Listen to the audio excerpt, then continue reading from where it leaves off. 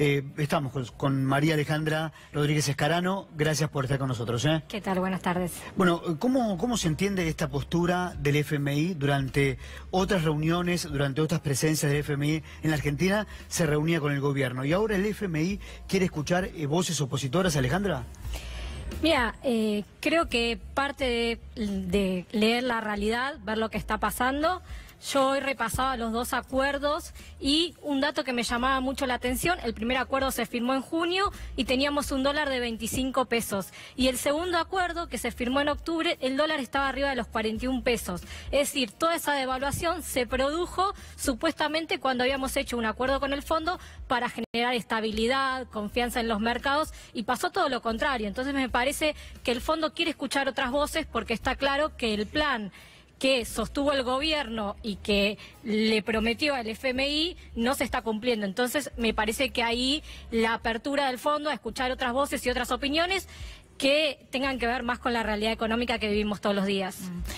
Alejandra, me pregunto también si esto tiene que ver con que el Fondo Monetario Internacional tiene algún dato más concreto, una mirada puesta sobre el resultado que pueden tener las elecciones. Es la pregunta del millón, no te voy a pedir la respuesta a vos, pero vale la pena repasar algo de lo que decía Kicillof, porque en el día de ayer fue justamente el encuentro con el exministro Axel Kicillof.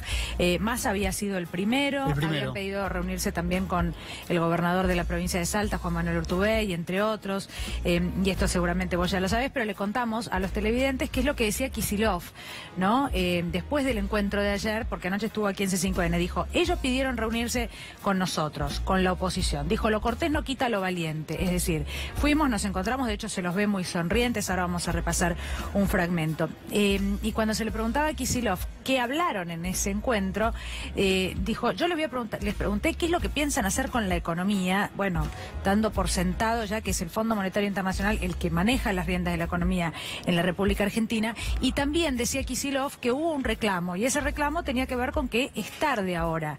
Dijo: en realidad tendrían que haber consultado a la oposición, y lo resalto porque es un punto importante, antes de contraer este acuerdo.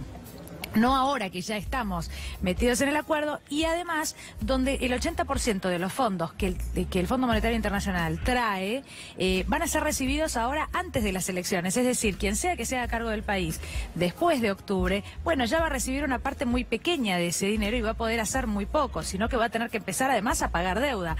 La verdad que es muy interesante escucharlo. Nos dicen que tenemos un fragmento de lo que dijo anoche y después te pedimos un análisis. La reunión muestra la preocupación también del Fondo Monetario en varios planos. Yo lo que saqué limpio, una de las cosas que saqué limpio, ya lo habían dicho, pero me quedó muy claro, porque le hicimos preguntas en una reunión cordial, porque como quien dice, lo cortés no quita lo valiente, ¿no? Pero, y pidieron una reunión, vinieron a mi despacho, los atendí, les hice una lista de preguntas: qué pensaban hacer con el empleo, qué pensaban hacer con lo que es la capacidad ociosa de la industria. Estamos destruyendo capital, destruyendo vida, destruyendo trabajo, puestos de trabajo. Qué pensaban hacer con la fuga de capitales, qué pensaban hacer con la especulación financiera. Perdóname, está diciendo qué pensaban hacer, está diciendo que ellos eran los que toman las decisiones. Se lo dije desde el principio, porque yo leí con mucha atención el acuerdo que firma Macri con el fondo. Y en ese acuerdo queda claro que hay consultas sobre las cuestiones clave de la política económica argentina. Hoy el gobierno argentino, en el marco del programa que tiene, no puede definir la tasa de interés sin consultarle al fondo, el tipo de cambio sin consultarle al fondo, el gasto público sin consultarle al fondo. O sea, la política monetaria, cambiaria y fiscal, que es de lo que hablamos los economistas, las tres cosas están bajo supervisión y control del fondo. El ministro de Economía es el fondo. Y bueno, la verdad que sí, que el protagonismo hoy, si uno quisiera hacer alguna modificación en esto, por lo que firma Macri, está ante el Fondo Monetario. También hablamos del tema, porque se conocieron mientras estábamos ahí los índices de precio. Yo le dije, si no les llamaba la atención, que siempre han opinado, incluso el propio Macri, cuando decía: yo voy a solucionar la inflación en 2 minutos, ¿te acordás en campaña? Sí, inolvidable. Él pensaba que la inflación se solucionaba reventando el crédito, la cantidad de dinero, poniendo muy altas la tasa de interés, bajando el gasto público y bajando los salarios.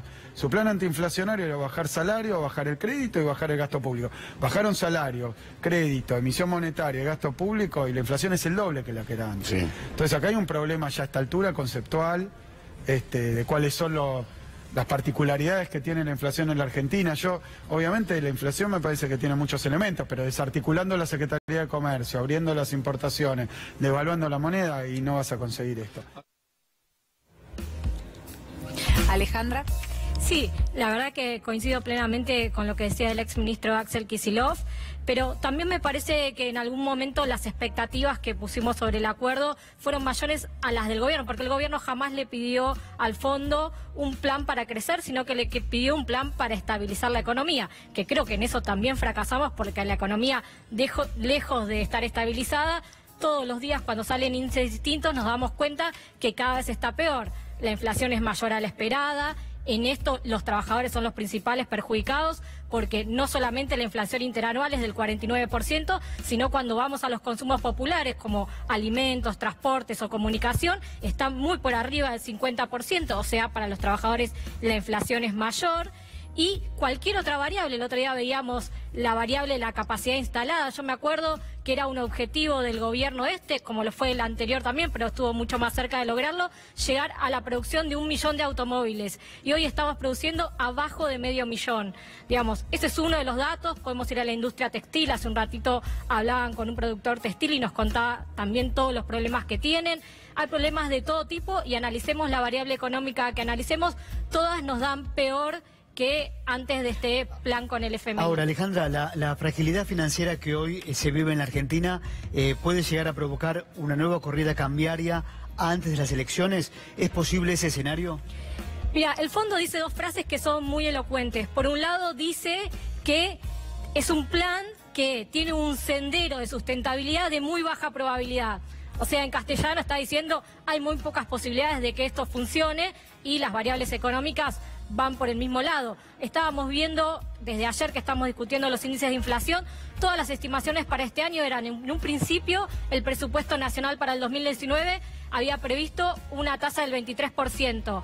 El REN, que son las expectativas del mercado, lo había subido al 28,5%. Ayer Miguel Brown ya salió a decir que para el gobierno ahora es del 28%, el fondo lo había previsto en 29% y todos los economistas ya están hablando de que se va a mantener una inflación promedio del 3% en el primer semestre, del 2% en el segundo semestre, con lo cual vamos a estar arriba del 30% y nuevamente va a haber pérdida de poder adquisitivo para los trabajadores, para los docentes, para los jubilados, y los problemas van a seguir porque el plan está errado. Hubo un error de diagnóstico y obviamente el plan fracasó. Y ahora no lo van a cambiar ya. Y yo creo que en este año van a tratar de seguir con la estabilidad del dólar a lo que sea. Digamos, me parece que la economía en eso es el principal herido, de tener esta estabilidad del dólar, y van a tratar de mantenerlo. Vamos a ver si lo logran. Y si no lo logran, todas las variables económicas van a empeorar aún más. Alejandra, muchísimas gracias por